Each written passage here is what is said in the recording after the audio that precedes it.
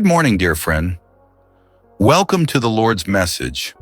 If you've ever looked back at your life and felt ashamed of what you've done, if you've ever thought, God could never love someone like me, then this message is for you. God doesn't hate your past. He wants to redeem it. Too many of us live with silent guilt, carrying the weight of old mistakes. We smile on the outside, but inside we replay the moments we wish we could erase. The enemy loves to whisper, "You're unworthy. You've gone too far." But God's voice says something completely different. I can use even that. You see, God doesn't just forgive you and move on. He takes the broken pieces of your past and turns them into a testimony of His grace. The things that once brought you shame can become the very things He uses to help others find freedom. So today, let's walk through the beauty of God's redemption together. In Romans 8:1, Scripture says, "There is therefore now no condemnation for those who are in Christ Jesus." That means once you've come to Him, once you've confessed and received His forgiveness, He no longer sees your past as something to condemn. He sees it as something to redeem. Another verse, Isaiah 1:18 says, "Though your sins are like scarlet, they shall be as white as snow. Though they are red like crimson, they shall become like wool." What a promise. God is saying, I don't just clean the surface, I make you completely new.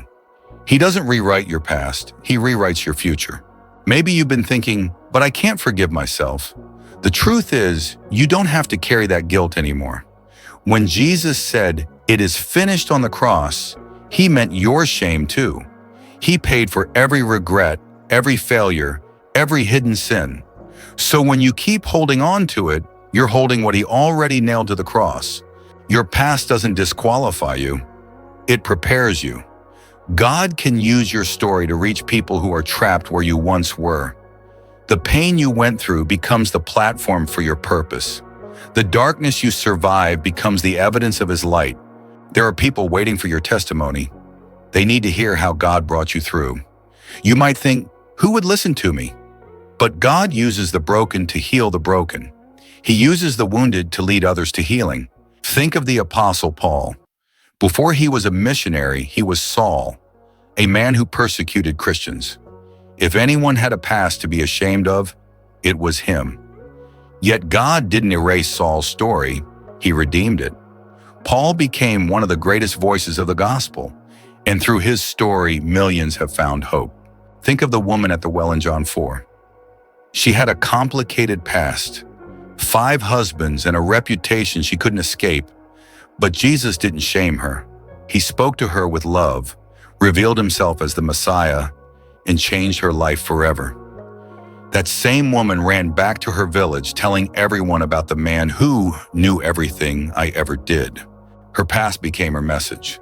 Maybe you've been avoiding God because you're afraid He's angry with you. But He's not standing there with crossed arms. He's standing there with open arms. He's not waiting to punish you. He's waiting to restore you. No matter how far you've run, grace runs faster. God's redemption doesn't ignore your past. It transforms it. He can take the ashes of your failure and turn them into something beautiful. He can take what the enemy meant for evil and use it for good. What once broke you will one day become your greatest testimony. Maybe you've been through a divorce, or lost years to addiction, or made choices you wish you could undo. Friend, God is not ashamed of you. He's not shocked by your past.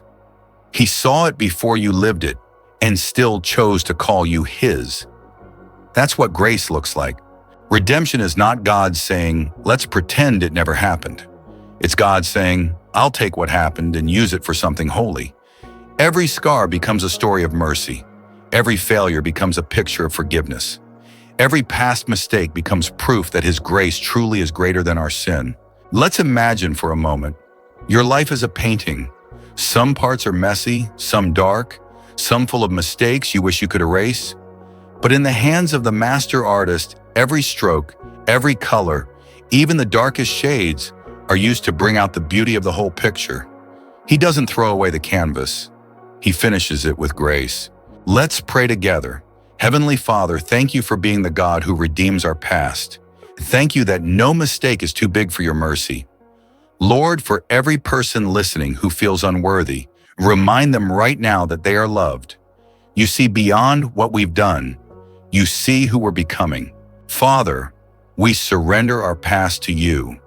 Every wrong choice, every regret, every memory that still hurts, we place it all at the foot of the cross, and we declare that what once defined us will now refine us. We receive your forgiveness, and we choose to forgive ourselves. Lord, turn our shame into strength. Turn our pain into purpose.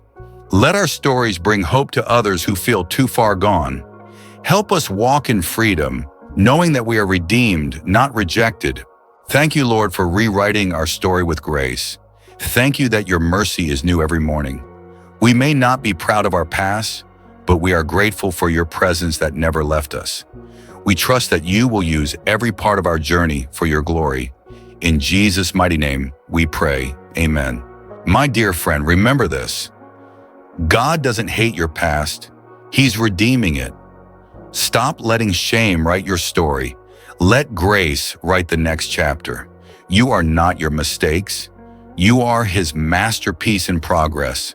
If this message spoke to your heart today, type Amen in the comments below. Don't forget to like this video, subscribe to the Lord's message, and share it with someone who needs to know they are never too far for God's grace. May the Lord bless you, heal you, and fill your heart with peace. Walk in freedom today because the past no longer defines you. His love does.